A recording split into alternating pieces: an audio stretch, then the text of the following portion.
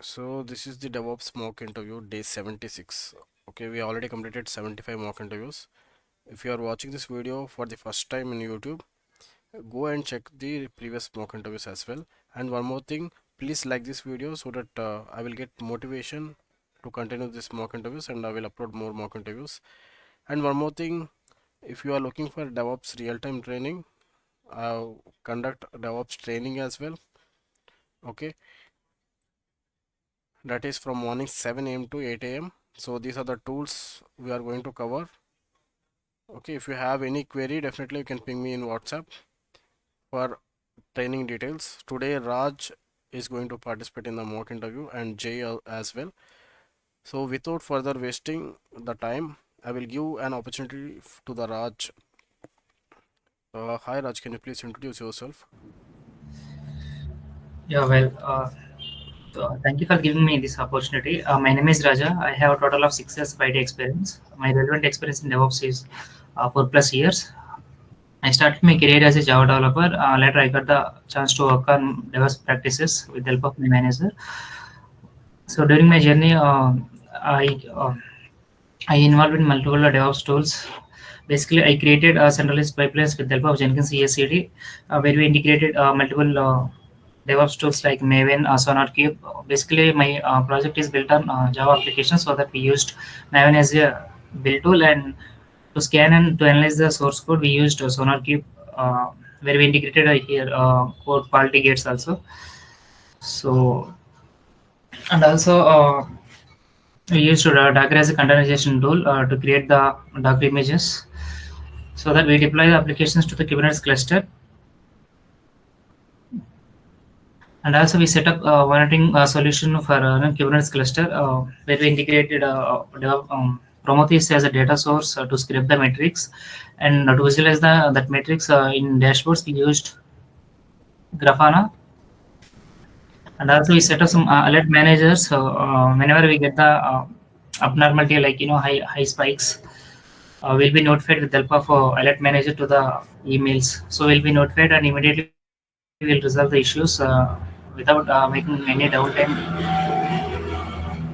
And also we created AWS infrastructure with the help of Terraform. So we created some modules also. Additionally, we did some automations like some Python and shell scripting for daily repetitive tasks. So, being a DevOps engineer, I also collaborated with the development team to resolve the environmental issues and to optimize the Docker files, and also um, we explain the developers to how we created pipelines. Yeah, and I'm really excited to get this opportunity where I can leverage my experience and my skills for the growth of the organization. Thank you for giving me this opportunity. Yeah, that's it. Something about me. Yeah, hi Raj.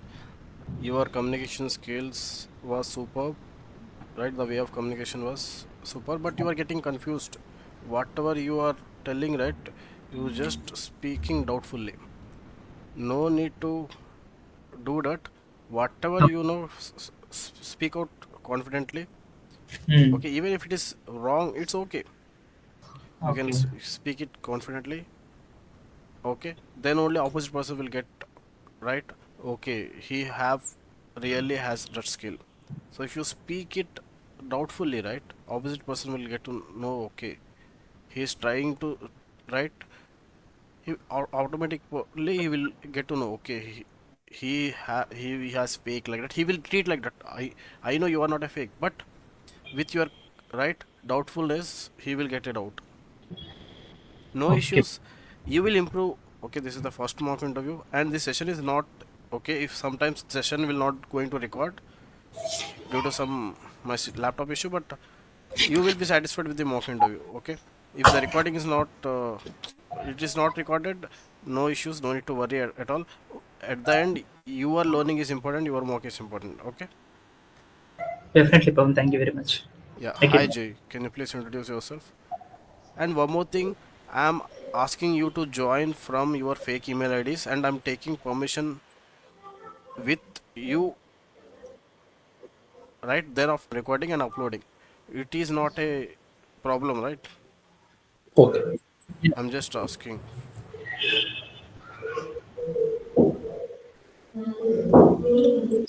Okay, Jay, can you please introduce yourself? Yeah, hi, Ann. Good evening. My name is Jay. I have 8 years of experience in the IT industry with a strong focus of DevOps practice and automation. Over the years, I gained hands-on experience with a variety of tools and technologies that are crucial for building and maintaining scalable and automated and efficient development pipelines. I have deep understanding of CI/CD process, and I have worked on extensively with Jenkins for automating deployments and testing. I'm using Docker for containerization and Kubernetes for orchestrating and managing the containers replication at the scale. I'm also well versed in the Git for version control and Ansible for config management, which are used to automate the infrastructure provisioning. In addition to that, I have strong background in the AWS, having managed cloud infrastructure and services such as like EC2, S3, Lambda, IAM, RDS, these services. I'm also familiar with monitoring and logging tools like Prometheus and Grafana, which are used to ensure the system performance, manage metrics, and troubleshooting the issues. I'm passionate about streamlining workflows, improving automation, and ensuring system reliability and scalability. I'm enjoying collaborating with development and operation teams to bridge the gap between software development and IT operations, ensuring smooth and efficient delivery of software products. I'm excited about this opportunity to contribute my skills and continue growing as a DevOps professional. Thank you for having me today. Yeah, Jay, did I provide you a script? Yes, sir, I have. Okay, okay. Yeah, then speak out confidently. It is like you are reading something, you need to practice a lot. Okay, I can easily find out that you have just reading. Make it realistic. When you will make it realistic, don't simply write follow my script. okay, Okay, just use it as a just a copy. okay, Okay, you can edit it and you can change according to your requirements okay, and you can deliver, or you can directly tell the same thing but with confidence. If you practice it more, if you deliver the introduction multiple times in front of mirror, not in this real mock, okay, then you will get into a flow. You can check my first mock interviews in our playlist section, right? There are multiple people who cannot able to deliver right in the first time, but slowly they have improved a lot. okay. Okay, you will also improve, no need to worry about it. Okay. Thank you. Okay, shall we start the mock interview? I think no one has joined today. No issues, let's continue. Simple questions. Okay, tomorrow today I will ask you 10 simple questions. You need to answer that same 10 simple questions. If you are not able to answer, no need to worry, I will update it in the GitHub. I will show you the GitHub as well, where you will get an access. Okay, what is Kubernetes, do you know? If you don't have an access, don't worry, I will provide you the access after this call. Actually, you are not uploading the previous up to 66 videos only. You upload. Okay, I think I it might miss it. Definitely, thanks for reminding. I will update right away after completion of this mock interview. Okay, Okay. so simple question, what is Kubernetes? Okay. Kubernetes is an open source platform for automating the deployment, scaling, and management of containers application.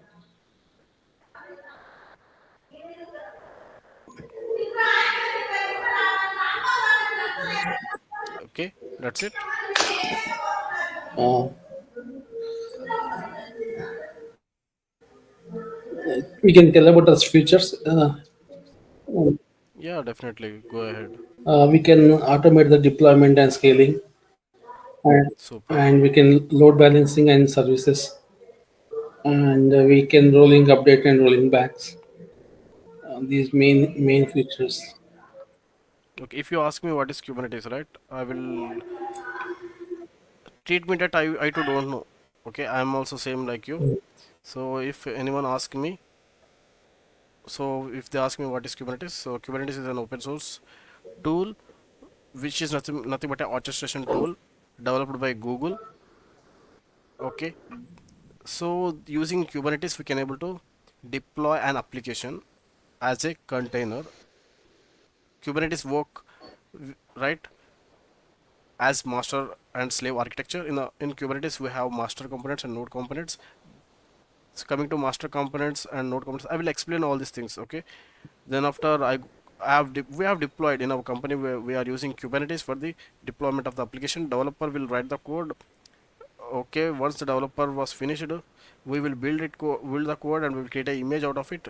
Using that image, we are going to deploy it as a pod in the Kubernetes cluster, and we will maintain the scaling via deployment, and we will use service for exposing the application. You can go far away. Okay, you need to prove yourself in front of interview, Okay. so that opposite person will get to know, oh, you really know the Kubernetes.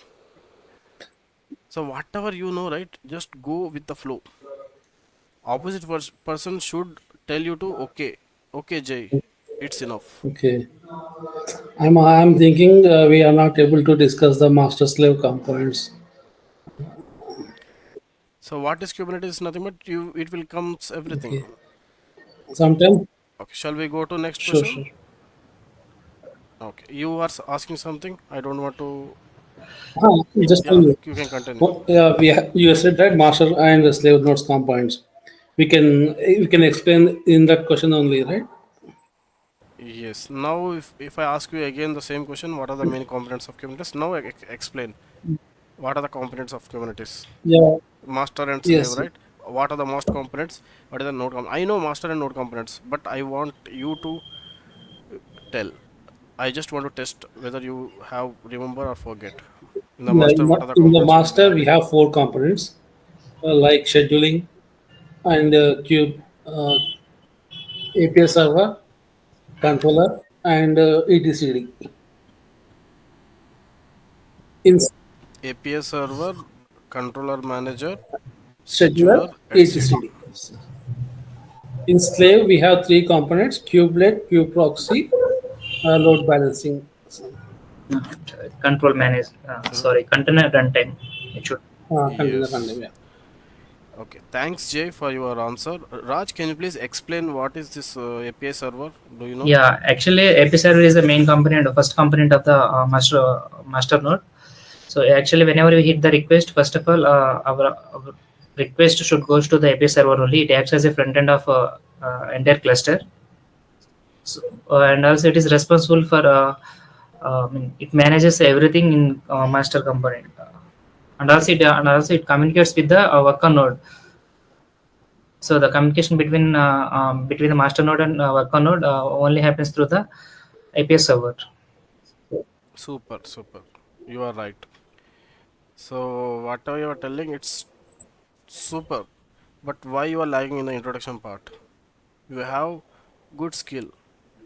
Okay. And actually, the problem is I have no confidence. That's why I'm whenever I say I'm doubting myself. That is a problem of mine. Okay, okay. No need to do that. I will be there, right?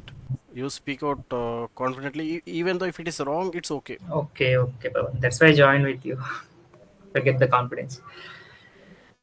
Okay, no issues, no need to worry. But slowly you will improve. Okay. Even I used to feel low. So what is pod? Do you know in Kubernetes? Yeah, basically, pod is a smallest deployment unit in Kubernetes. Pod can have one or more containers. So, and basically, we create the pod with help of YAML files. We can have some specifications in YAML files by creating. When we write the kind is pod, we can create the pods. So pod is Jay, you want to add something here? Raj, yeah, pod is group of containers means it can share the uh, local network locally, and also it shares the volumes also storage. Yes. okay. Jay, you want to add some more points to it? No, actually, I have also same points. Uh, it is smallest and deployment unit in the Kubernetes. Mostly we can contain one or more containers by using commands. Okay, even if you repeat the same thing, no issues. Even if Raj is covered that, you can explain the same, then Okay. you it will be a practice for you. Yeah. Exactly.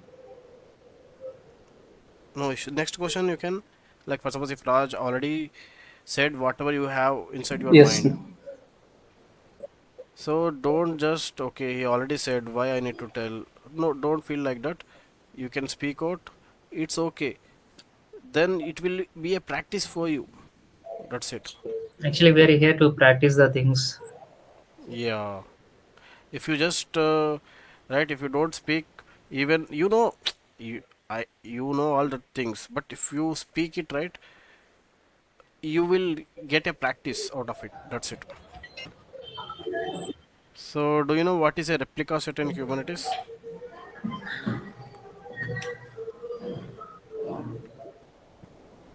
Yeah, because it means we can specify our number of required pods by using replicas.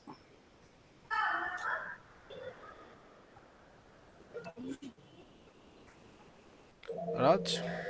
Yeah, replica set is nothing but a Kubernetes controller, where we can where we can have multiple pods by using replica sets. Whenever we can mention a kind is sorry, I forget that thing. Yeah, I So whatever you create in the Kubernetes, we call it as a rep resources. resources. Okay, replica set is also one type of Yes. resource or controller. Yeah. Okay, how we have deployment, same like we have a replica set as well. What is the advantage of replica set? So basically, It will maintain the auto scaling. exactly. Nothing but if one pod was gone, he will recreate the other pod. Yeah, we can achieve the desired state. Yes. Replica set is responsible for an actual state of the cluster is equals to the uh, desired state of the configuration files. I mean ML files. It Yes. is responsible for create auto scaling and also auto healing. If I'm not wrong. And also providing the load balancing across cluster. No, yeah, actually.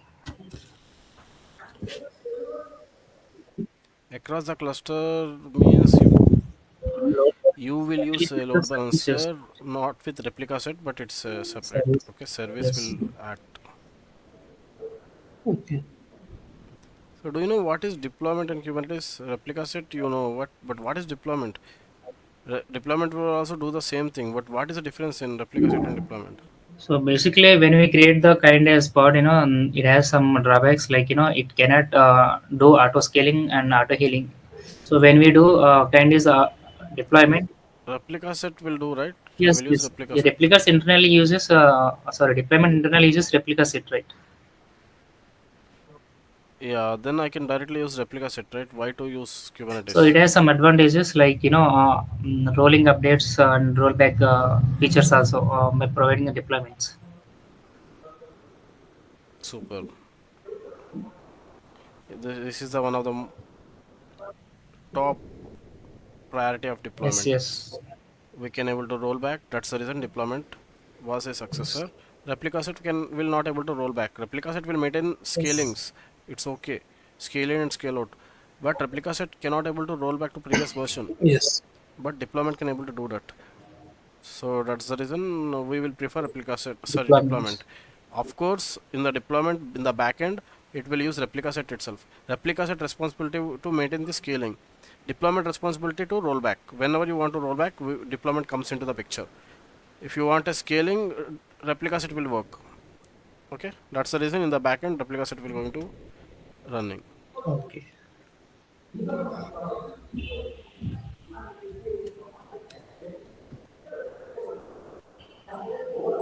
Okay, how Kubernetes handle content scaling? By using replica sets, I think so. Whatever you can speak. Okay, I think so. Mention like this. Yeah, in Kubernetes, we do the scaling with help of replica sets. So whenever there is a, if you mention replica equal to some number, automatically it will create the pods as we mentioned. Okay, okay. So whoever watching this video, please like this video so that we will continue this mocks, and I do provide training as well. You can ping me in WhatsApp. What is Kubernetes namespace? Do you know what is the use of this namespace? Kubernetes namespace is a logical isolation of the cluster. In our organization, we have multiple projects in our cluster. So when we work with multiple projects, we may get some issues like resource utilization and some conflicts between the teams, so that we can separate. Super. Yeah, so that we can separate the. Uh, I mean, we can partition the cluster, so we won't get any conflicts between the teams. So how you are highlighting, right? In our company we have multiple projects. In my company we have done this. Okay. So same thing you need to repeat for wherever it applicable. So that I'm just thinking Raj was really working in a company. That's the reason he has highlighted the point of teams and the company. If you observe, right, whoever keep fake, they will not highlight the team and the company because they don't know they have that fear. But you have confidently mentioned that in our company there are multiple teams and we have some fluctuations. Because of that we are using a namespace for different teams. With that I will get a point that Raj is really worked on a project. That's the reason he has highlighted a team and the company. Who will highlight the company, who was daily working, he will automatically he will mention it. Okay, I no need to remind him, hey, mention that, because it's a he will automatically get that because you're already working, right? Okay, next question, Jay. Now you answer this question. So how a load balancing and service discovery, nothing but how services will work in Kubernetes. Like we have a three types of services in Kubernetes, like node port and node port, load balancer, and cluster IP. Within the Kubernetes cluster, we are using cluster IP. We need to expose our services in the outside. We use load balancer and node port also. Raj, what is the difference between this node port and load balancer? Both will be exposed. So Notepod, actually in our organization, inside our organization, we used Notepod as a service. So when it comes to when we want to expose the cluster to the outside the world, we use load balancer. Okay, can you please explain me the difference? Node port and the load balancer. So when we create a service type as load balancer, it exposes the outside the world. When it comes to Notepod, I'm not sure, Pawan. No Can I tell? issues. Yes, Jay. The node port service, we expose application in specific port, like where node port range is 30,000 to 32,767, right? We are setting only Yes. that range only. Comes to load balancer, we can use any specific IP, public IP. We can create our load balancer using. We can assign the public IP. Then we can share the load. Super. You are right. So in which situation you will use load balancer? Uh, On which situation you will choose in load node balancer, port? we are using production environments. Notepad we can use like dev and test environments. Super. This is what I'm expecting. This is the difference you need to mention. So node port is nothing but at a node level it will be exposed. Your application will be exposed at the node level. Node port. In the node port meaning the application will be exposed on the node port. Yes. uh, right, you will enter your node IP address along with port.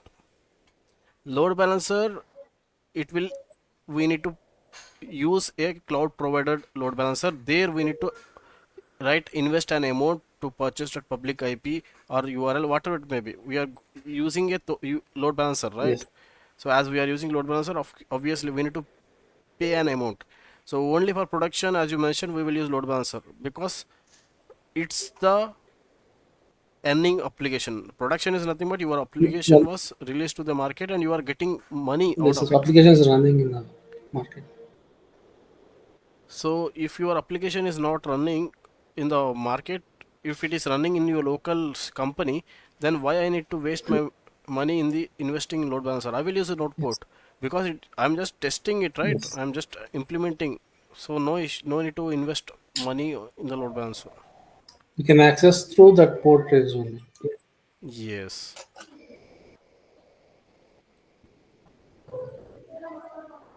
So, but you didn't explain how load balancer will work and all. No issues. What is the role of Kubernetes config map? Do you know? Yeah, we can store our non-sensitive data in ConfigMap. Sorry. We can store our non-sensitive data in ConfigMap.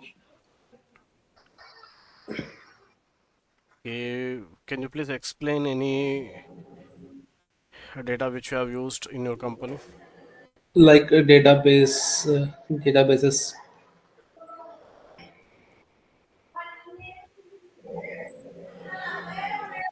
Database? We can store our database in our ConfigMap. Raj, you want to try?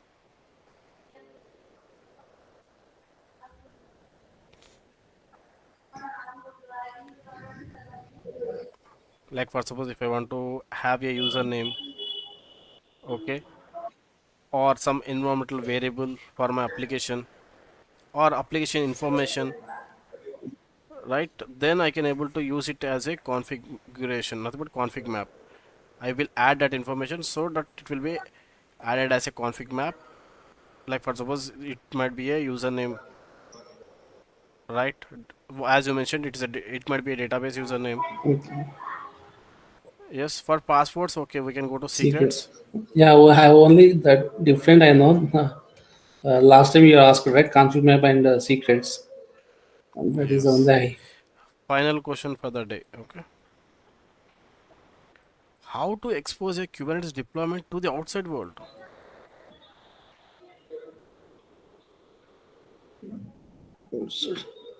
By using load balancer.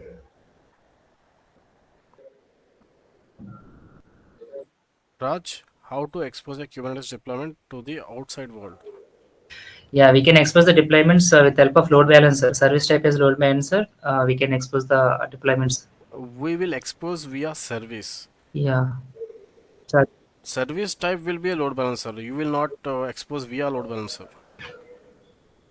We will going to expose the application via a Kubernetes service. okay. In the service, you will be using load balancer or node port or cluster IP, whatever it may be. It is an option. Load balancer is not a direct right product. Here service you will use in the inside the service you will use that type. Oh, Using service we can able to expose the okay. application to Okay. the Got outside it. world. Like that you need to mention. Shall we check the answer? Sure.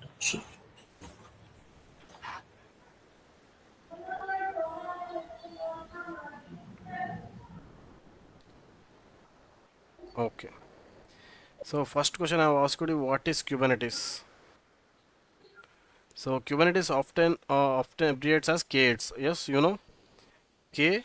Yes, in between how many words are there? Right. One, 2, 3, 4, 5, 6, 7, 8. That's the reason short form of Kubernetes is KATES.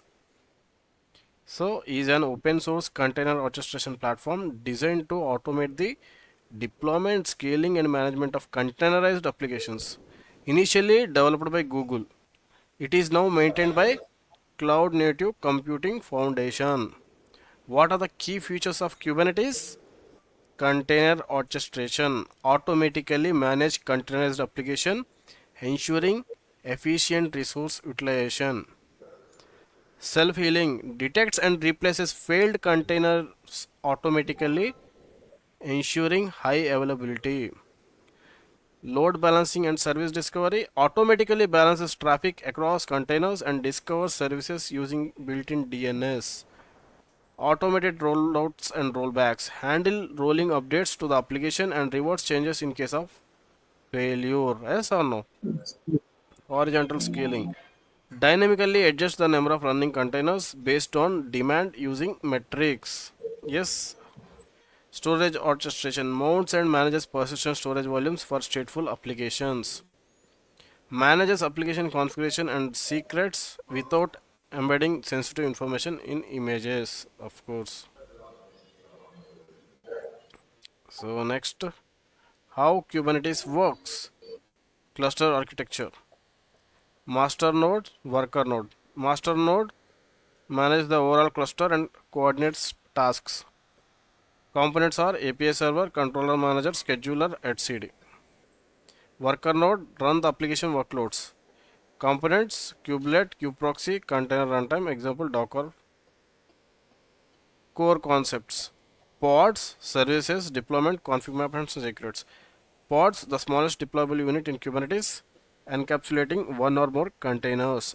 Services, abstracts and exposes a set of pods as a network service. Deployment defines the desired state of an application, enabling rolling update. Manages configuration and sensitive data separately from application code. What is the real life example?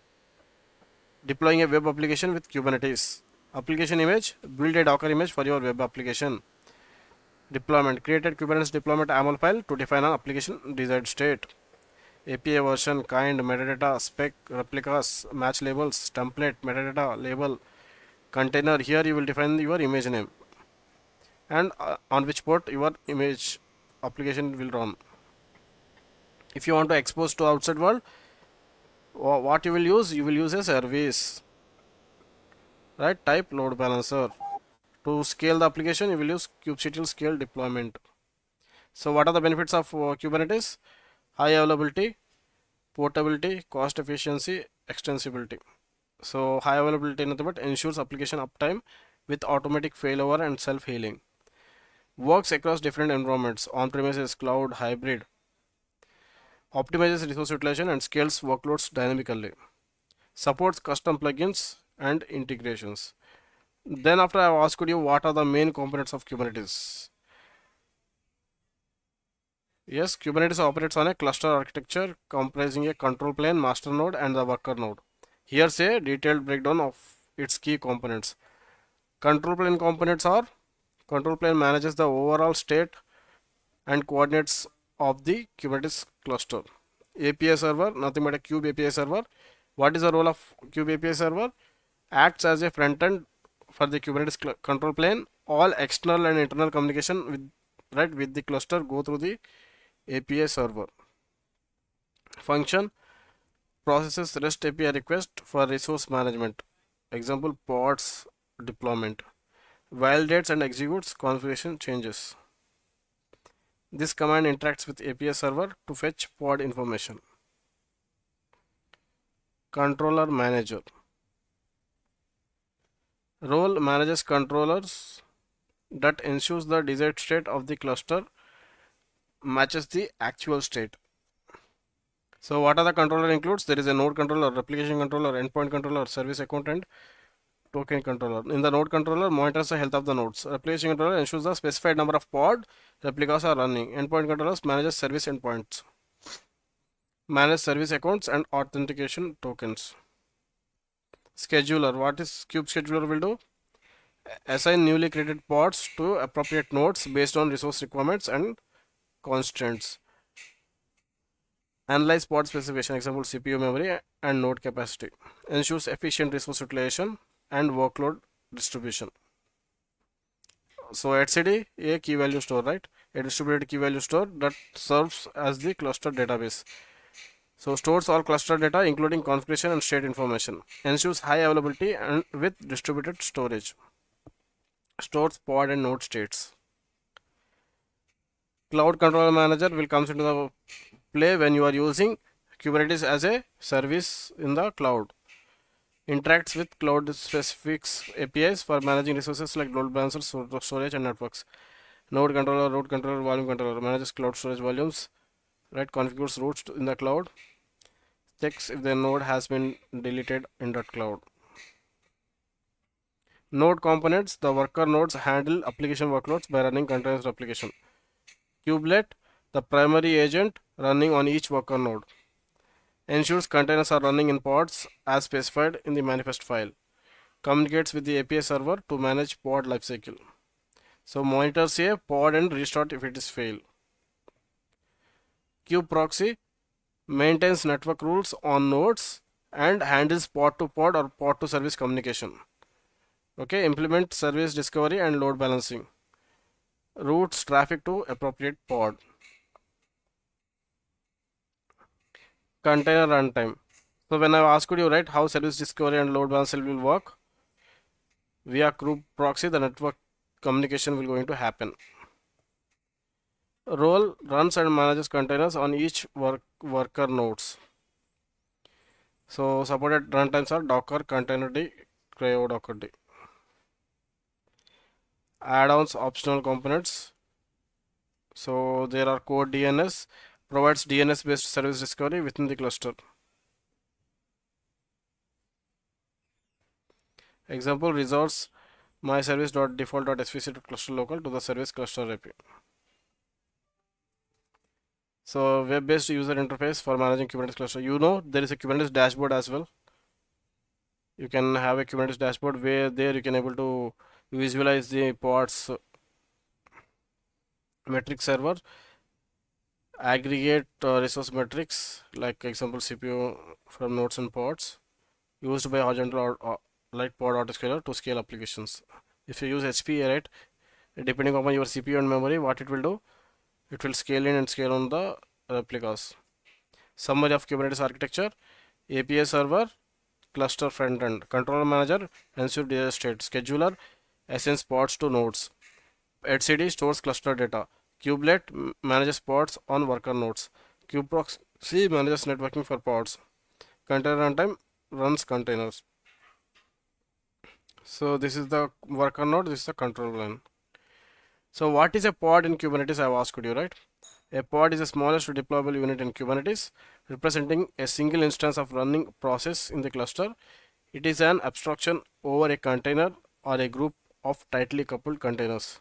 I have, right, for simple question, I have added a too much of explanation. Is it helpful or no need? It's helpful. You just go through it. If you read it right, accordingly you can, right, make your own script. If someone asks you what is pod, right, go and check out, read once, okay, practice it, add it to your brain memory. No need to write for everything. When someone asks you, right, you can easily answer. That's the reason I've, right, collected too much of data. So pod provide a higher level structure that containers and allow Kubernetes to manage and orchestrate workloads efficiently. So key characteristics of pods: single or multi containers. A pod can run one container, most common scenario, or multiple containers that share resources. Multi-container pods are useful when the containers are tightly coupled and need to communicate frequently. Example, sidecar patterns.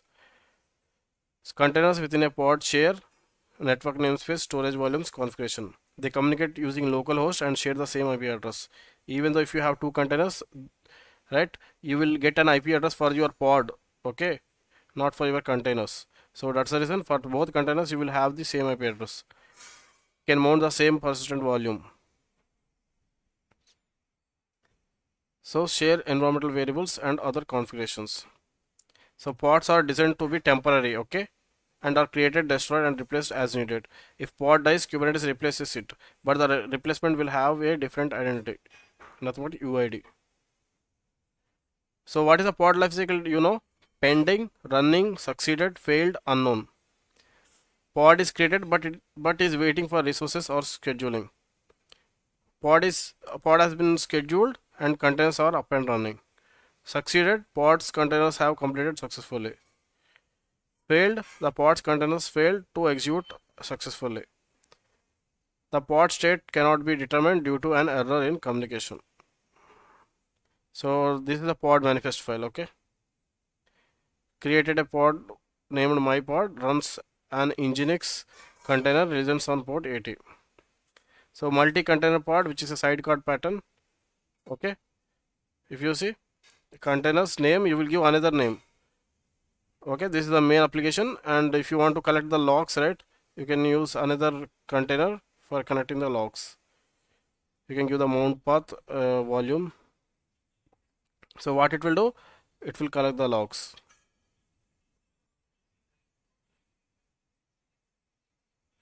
So main app, the primary application container, log collector, a sidecar container that collects logs from main app. Okay, from where the E will collect the logs? From the main container.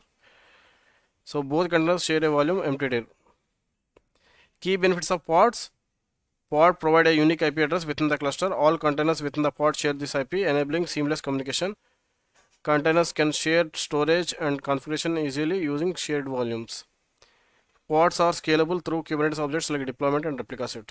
Real life example, you want to run a web server with a sidecar container for monitoring logs. Use a pod with two containers, one for Nginx and one for log monitoring. They share resources, making it easier to manage and deploy them together. So what is ReplicaSet in Kubernetes? Next question. A ReplicaSet in Kubernetes is a resource used to ensure a specified number of replica pods are running at any given time. It automatically manages scaling up and or downs of pods to maintain the desired state. So key features of ReplicaSet: pod replications ensures a fixed number of replicas of a pod are running. If a pod crashes or deleted, then ReplicaSet will create a new one or replace it. I told you, right? Declarative state management, you declare the desired state, example number of replicas in the YAML file, and Kubernetes ensures this state is maintained. So uses label selectors to identify the pods it manages. This makes it flexible in managing pods created independently. Okay, using labels it will identify the pods. Okay, ensures applications remain available by maintaining the required number of pod replicas. High availability. Example of replicas at YAML file. This is the YAML file. Okay, replicas specifies the desired number of pod replicas, 3 in this case. Selector matches pods with the label app. Okay, template defines the pod specification, container image, ports, etc. How replica set works?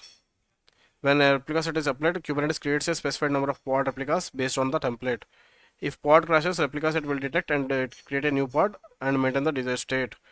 You can scale the replicas manually or automatically, right? Kubeset will scale rs replica set. Rs nothing but replica set name, and the replicas equal to 5. You can use a horizontal pod autoscaler if you want to do it manually. Real life use cases: you are running a web application with high traffic and need to ensure at least 5 instances of your application are always available. If traffic increases, you can scale up easily. So deploy a replica set with replicas equal to 5. Use horizontal pod autoscaler to scale dynamically based on CPU or memory usage. So this is the difference between replica set versus deployment. While a replica set ensures the desired number of pods, it lacks advanced features like rolling update or rollbacks. For this, you should use a deployment with which internally manages a replica set. Yes or no? In the deployment, you will be having a replica set. Rolling update will not be supported in replica set. Rollback will not support in replica set, but deployment can be able to support.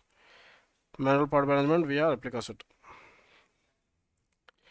So commands for managing replica set: kubeset will apply manasf replica set.yml, kubeset will get rs, kubeset will scale replica set, kubeset will delete replica set. So then after I've asked you what is a deployment in Kubernetes. Deployment in Kubernetes is a higher level abstraction that manages replica sets and provides advanced feature like rolling update, rollback, and scaling. It allows you to declaratively define the desired state of your application and ensures the cluster matches the state. Key features of deployment. So you define a desired state in a YAML file and Kubernetes ensures the cluster matches the state. Rolling update, deployment can update pods incrementally, ensuring minimal downtime. Rollbacks, if something goes wrong during an update, deployment can roll back to previous version. Easily scale the number of replicas, right, either manually or automatically using a horizontal pod autoscaler. Replicas failed pods automatically. Sorry, replaces failed pods automatically. Each deployment updates creates a new replica set, provides a history of changes. Example of deployment YAML file. Replicas specifies the desired number of pods. Selector matches pods with the label. Template defines the pod specification. How a deployment works: when a deployment is applied, Kubernetes creates a replica set, which in turn manages the pod. If you update the deployment, change the container image or something, Kubernetes incrementally replaces the old pods with the new ones. kubectl scale deployment. If you want to roll back, kubectl rollout under deployment. So kubectl rollout status deployment, kubectl rollout, right? Pause and resume updates. You can pause and resume as well. If you want to see the history, you can use kubectl rollout history in deployment. So deployment use cases: blue-green deployment, create a new version alongside with current version, then switch traffic when ready. Canary deployment, gradually roll out to the new version to a subset of users using a full rollout. Okay, use deployment to ensure a minimum number of pods are always available. Replica set and deployment difference, you know about it. Replica set limited, it will support blue-green and canary deployment. How Kubernetes handle container scaling? Okay, shall we continue? Is it boring? Continue. Okay. So how Kubernetes handle container scaling? Kubernetes provides scaling mechanism. So whoever watching this video on YouTube, still if you are continuing, hats off for your dedication. Along with that, please like the video as well. Kubernetes provides scaling mechanisms to handle increased or decreased workload demands. It supports both manual scaling and automatic scaling, ensuring efficient resource utilization and application availability. So Kubernetes provides scaling mechanism to handle increased or decreased workloads demand. It supports both manual scaling and automatic scaling, ensuring efficient resources utilization and application availability. So you can scale the number of pods in a deployment or replica set manually by specifying the desired number of replicas. kubectl scale deployment name replicas equal to, okay, this is the example. kubectl scale deployment, my deployment replicas equal to 5. kubectl get pods, okay. Use case: when you know expected workload and want to manage scaling proactively. Horizontal pod autoscaler, adjust the number of pods in a deployment replica set or stateful set based on observed CPU memory utilization custom metrics. So depending upon your CPU I and have a memory question. utilization, it will automatically scale. Hello. So let me complete this question, then you can ask. So Kubernetes monitor metrics from a metric server based on threshold defined in the HPA configuration. It scales pods up or down. This is the HPA. Okay, here you will define minimum replicas and max replicas, and you will give the deployment name. Automatically it will monitor the deployment. Whenever there is a CPU utilization is more greater than 75%, this deployment will scale in and scale out. So explanation: scales the deployment between 2 to 10 replicas, add more pods when CPU utilization exceeds 75%, apply, get HPA. And there is one more vertical pod autoscaler, adjust the resource request and limits of container within pods based on observed uses. Kubernetes adjusts the container resource dynamically. Pods may be restarted to apply the updated resource utilization. So here your pod will get a CPU and memory. Okay. Update mode automatically updates resource request and limits for the pods in the deployment. So where workloads demands change gradually and the resource allocation optimization is put. Yeah, now you can go ahead. You have a doubt, Yeah, right? actually, what's the difference between HPA and replica sets? Because both are doing auto scaling, right? Then what's the exact difference between those things? Replicas it will automatically do it, or you will go and increase the Yeah, replicas. manually we need to enter the number. Yeah, but HPA, what HPA will do? I don't know exactly. That is why I'm asking you. What I mentioned before. Jay, what I have mentioned, what is the use of HPA? It's a horizontal pod scaling. We can increase number of resources. Is it scaling Okay, how you will automatically? increase? How HPA will increase? I think it depends on CPU utilization. Am I right? Yes. Yeah. So you got the answer, right? You have defined the CPU limit. Yeah. If the CPU resources is high, it will automatically scale. If you see, this is my laptop. If I go to task Yes. manager, see my memory, CPU, right? CPU was 100%. Mm-hmm. Right? If the CPU usage was more, what it will do? Automatically, it will scale one more One more system. instance. Okay. Okay. So that's the use of HPA, horizontal pod autoscaler. In the replica set, you need to go and edit. Yes, exactly. Now I got the clarity. So cluster autoscaler dynamically adjusts the size of the cluster, adding or removing the worker nodes to accommodate the resource demands of pods. Oh, okay. You can auto scale your cluster as well. So if the cluster lacks sufficient resources to schedule pods, it adds nodes. If nodes are underutilized, it removes them. So enable cluster autoscaler in managed Kubernetes platform like AWS EKS, GKE or AKS. Use a configuration file or cloud provider's dashboard to set minimum and maximum node limits. Real life example of scaling scenario: handling traffic spikes in a e-commerce application. Initial setup deployment is set to 3 replicas. HPA is configured to scale between 3 to 15 replicas based on CPU usage. Initially, I will keep 3 replicas. Okay, if I get a huge traffic to my application, I will scale it. How I will scale it depending upon the CPU Okay. usage. During a sale, traffic increases and CPU utilization exceeds the threshold. Yes or no? HPA scales the pods to 15. So how Amazon Prime is using, whenever a movie was released, Amazon Prime will get a huge traffic. Yes. So it should maintain automation. He cannot able to go and manually change, right? So depending upon the CPU, nothing but depending upon the user traffic, if it is not able to control in the back end, it will automatically scale the application. Okay, nothing but pods will be created. So do we? Nothing but a copy of application will be Yeah. created. Yeah. Hi, Pawan. Do we need to mention manually 3 to 15 replicas? Depends on minimum. Should we mention replicas in HPA? So without mentioning, how it will get to know? Yeah, that is what I'm asking you. So, I mean, minimum and maximum should be mentioned. So, I have shown you the HPA manifest file, right? In the HPA manifest file, did I mention minimum and maximum? Of course, you need to I mention. think I missed that one. Okay, Yeah. right. Go ahead. So benefits of Kubernetes scaling: high availability, cost optimization, automation, efficiency. You can read it out. Then after I've asked you what is a Kubernetes namespace.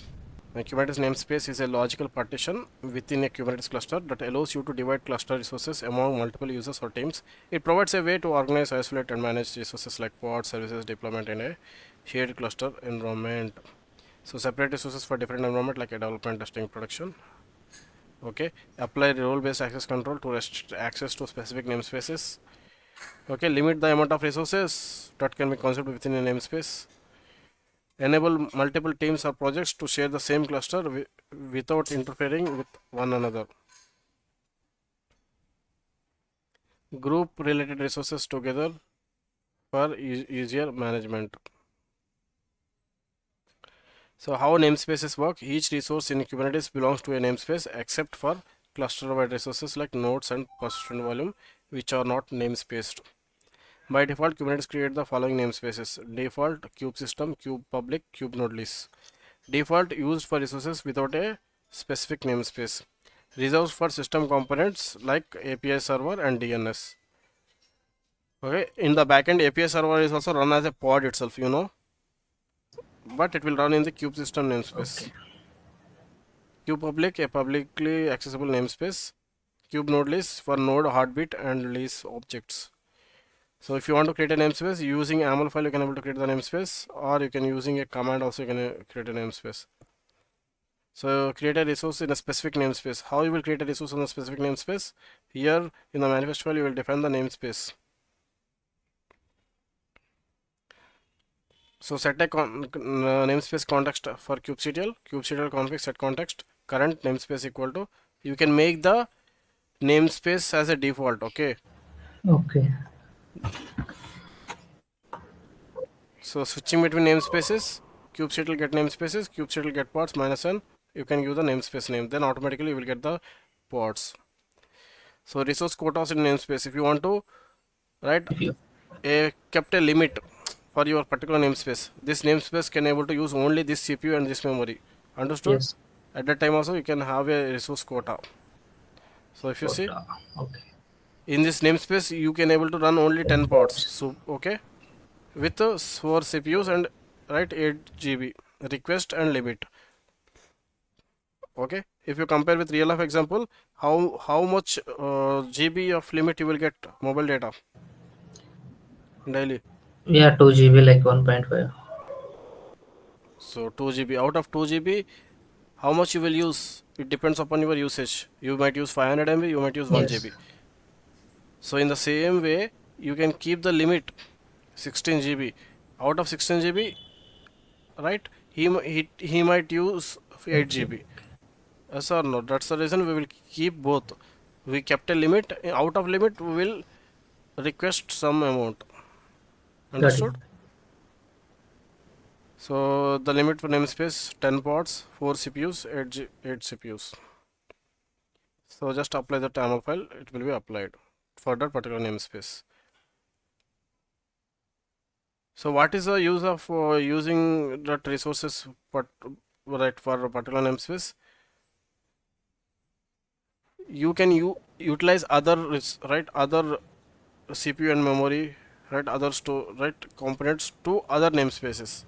You are saving the company's right resources. Nothing but money. At the end, you are saving the money. Yes.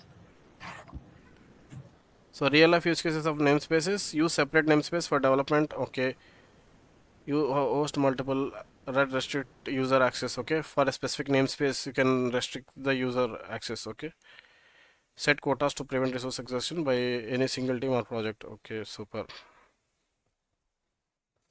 That's what I mentioned, right? You can have a limit for a particular team by maintaining the CPUs for your particular namespace.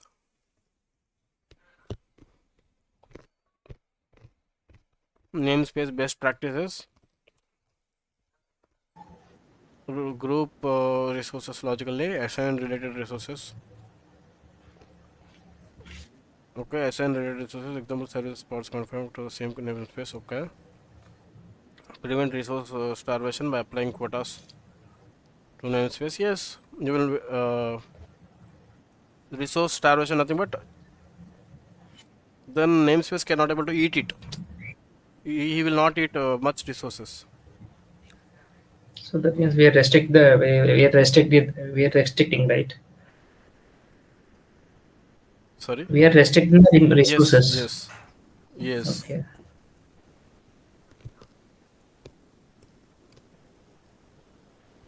You avoid using a default namespace.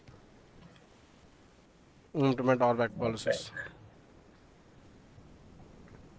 How Kubernetes handles service discovery and load balancing.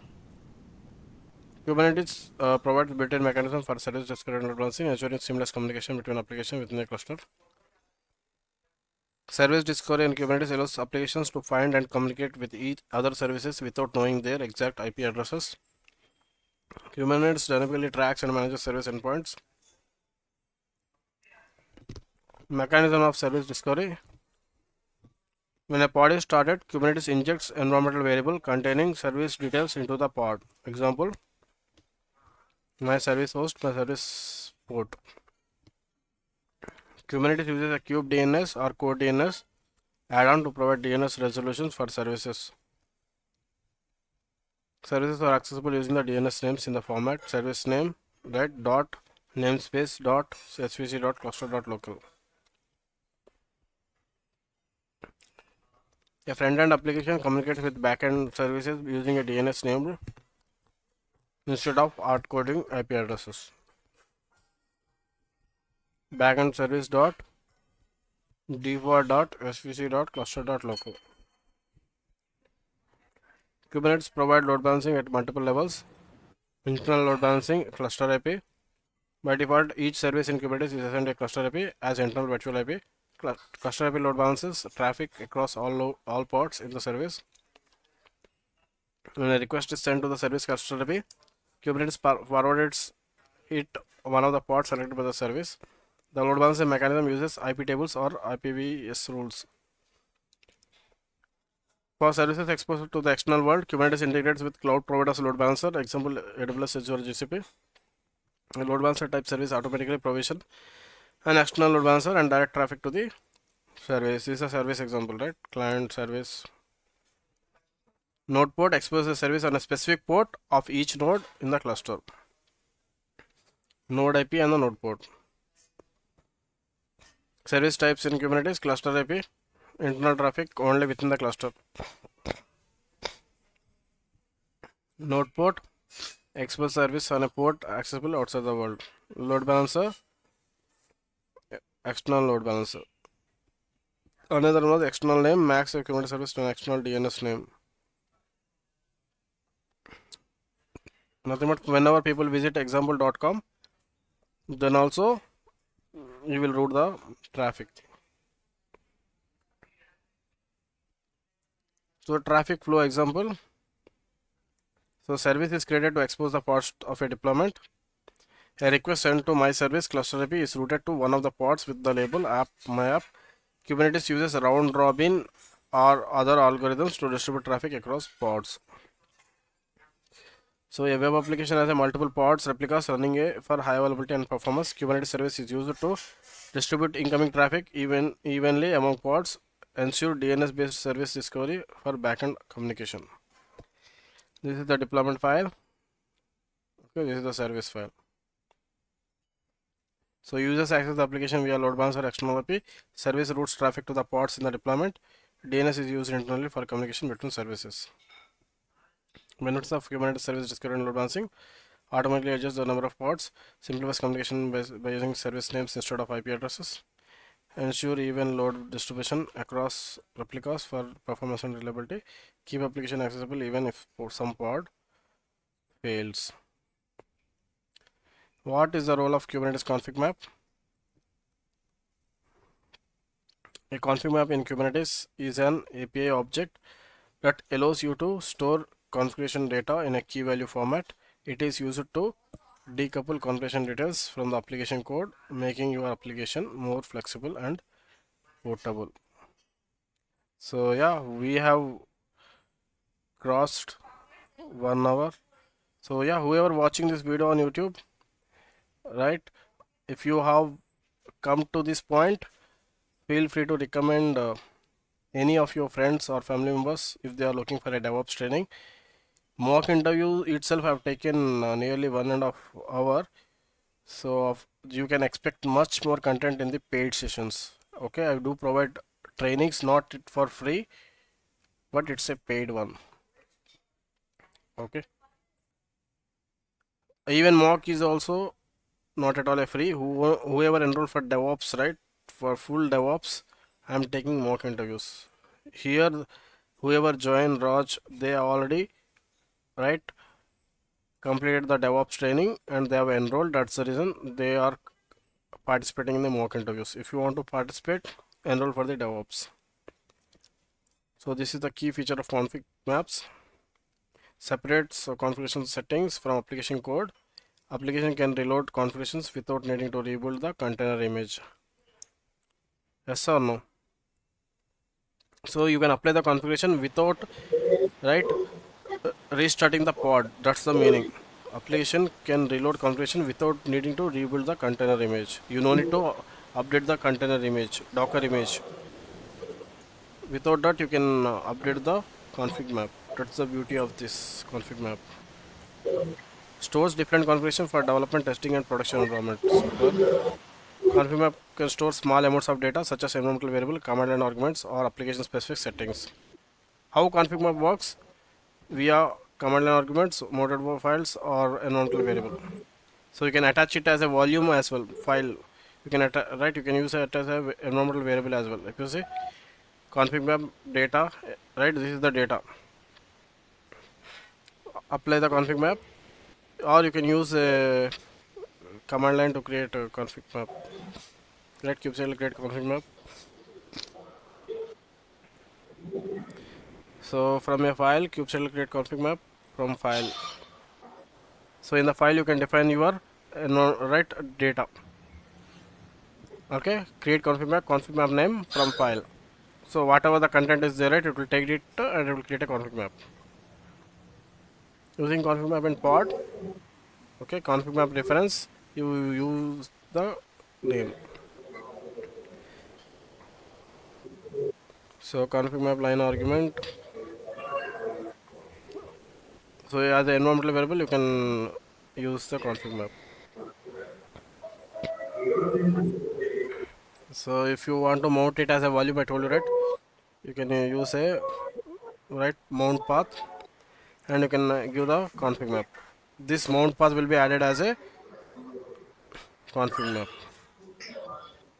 The config map keys below file names and their values becomes file contents.